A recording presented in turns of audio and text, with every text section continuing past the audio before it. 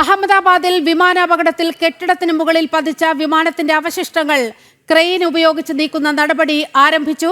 ദേശീയ ദുരന്ത നിവാരണ സേനയാണ് നടപടികൾക്ക് നേതൃത്വം നൽകുന്നത്. സംഭവസ്ഥലത്ത് ഫോറൻസിക് വിഭാഗം ഉൾപ്പെടെ ശാസ്ത്രീയ പരിശോധന പൂർത്തിയാക്കിയിരുന്നു. അഹമ്മദാബാദിൽ നിന്ന് ടീം ജനം തയ്യാറാക്കിയ റിപ്പോർട്ട്.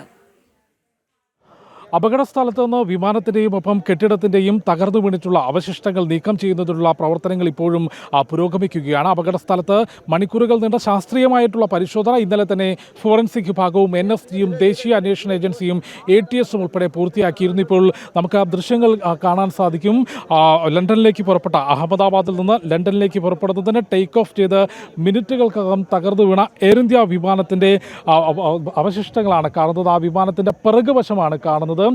BJ ആശുപത്രിയുടെ മെഡിക്കൽ കോളേജ് ആശുപത്രിയുടെയും ക്യാൻറ്റീനും ഒപ്പം ഹോസ്റ്റലും ഉൾപ്പെടുന്ന കെട്ടിടങ്ങളാണ് ഇപ്പോൾ കാണുന്ന ഈ ദൃശ്യങ്ങൾ എന്നുള്ളത്. ആ എയർ ഇന്ത്യ വിമാനത്തിൻ്റെ പിറകുവശമാണ്. അത് ഈ കെട്ടിടത്തിൻ്റെ മുകൾ ഭാഗത്തേക്കാണ് തകർന്നു വീണിട്ടുള്ളത്. ഈ ഭാഗം മാത്രമാണ്, വിമാനത്തിൻ്റെ ഈ ഭാഗം മാത്രമാണ് കത്തിയെരിയാതെ അല്ലെങ്കിൽ തീഗോളമായി മാറാതിരുന്നിട്ടുള്ളത്. ഇതിൻ്റെ മുൻപോട്ടുള്ള ഭാഗങ്ങൾ, വിമാനത്തിൻ്റെ മുൻപോട്ടുള്ള ഭാഗങ്ങൾ പൂർണ്ണമായും കത്തി അമർന്നിട്ടുണ്ട്. അത് ഈ ബിൽഡിങ്ങിൻ്റെ കുറച്ച് ഭാഗത്തും കൂടാതെ ഈ വെള്ള കളറിലുള്ള ബിൽഡിങ്ങിൻ്റെ ഈ വിമാനത്തിൻ്റെ പിറകുവശം തകർന്നു കിടക്കുന്ന ഈ ബിൽഡിങ്ങിൻ്റെ തൊട്ടു മുൻപിലുള്ള ബിൽഡിംഗാണ് BJ ആശുപത്രിയുടെ ഹോസ്റ്റൽ ഉൾപ്പെടുന്ന കെട്ടിടം. ആ കെട്ടിടത്തിലേക്കാണ് ഈ തീ പടർന്നുകൊണ്ട് വിമാനത്തിൻ്റെ മുകൾ വശം അങ്ങോട്ടേക്കാണ് തെറിച്ചു വീണിട്ടുള്ളത്. അതിൻ്റെ ദൃശ്യങ്ങൾ നമ്മൾ പ്രേക്ഷകരിലേക്ക് എത്തിച്ചിരുന്നു. ഇപ്പോഴുള്ള ഈ പുതിയ ദൃശ്യങ്ങൾ, വിമാനത്തിൻ്റെ പിറകുവശത്തിൻ്റെ ദൃശ്യങ്ങളാണ് പ്രേക്ഷകർ കാണുന്നത്.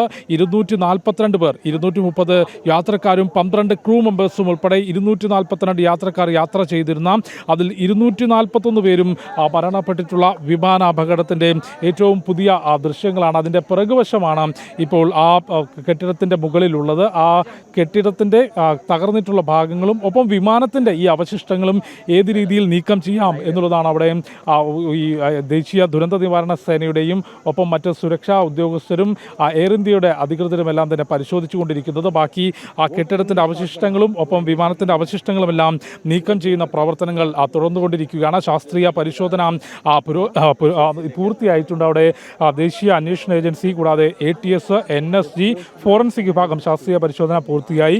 ഈ ഒരു മരത്തിലേക്ക് തട്ടിയാണ് വിമാനം. ഈ ഇവിടുത്തെ ദൃക്സാക്ഷികൾ പറയുന്നത് കെട്ടിടങ്ങൾക്ക് തൊട്ടു മുകളിലൂടെ, സാധാരണ വിമാനം ടേക്ക് ഓഫ് ചെയ്തതിന് ശേഷം വളരെ ഉയരത്തിലേക്ക് പോകാറുണ്ടെങ്കിൽ ഇത് ടേക്ക് ഓഫ് ചെയ്ത് ഈ ബിൽഡിങ്ങുകൾക്ക് തൊട്ടു മുകളിലൂടെ വിമാനം കടന്നുപോയി എന്നുള്ളത് ദൃക്സാക്ഷികൾ വ്യക്തമാക്കിയിരുന്നു. അത് ശരിവെക്കുന്ന രീതിയിലാണ്. ഈ മരങ്ങൾ കാണുമ്പോൾ മനസ്സിലാകും ഈ മരത്തിൻ്റെ മുകളിൽ ഇടിച്ചുകൊണ്ട് അല്ലെങ്കിൽ മരത്തിൻ്റെ മുകൾ ഭാഗത്തിൽ പൂർണ്ണമായും തട്ടിക്കൊണ്ടാണ് ഇതിന് മുകളിലുള്ള അല്ലെങ്കിൽ ഇതിനു മുൻപിലേക്കുള്ള BJ ആശുപത്രിയുടെ കെട്ടിടങ്ങളിലേക്ക് വിമാനം തകർന്നു വീണത്. തകർന്നു വീണ് ഒരു സെക്കൻഡ് പോലും സമയമില്ലാതെ ആ വിമാനം തീഗോളമായി മാറുന്നതും നമ്മൾ ദൃശ്യങ്ങളിൽ കണ്ടിട്ടുള്ളതാണ്.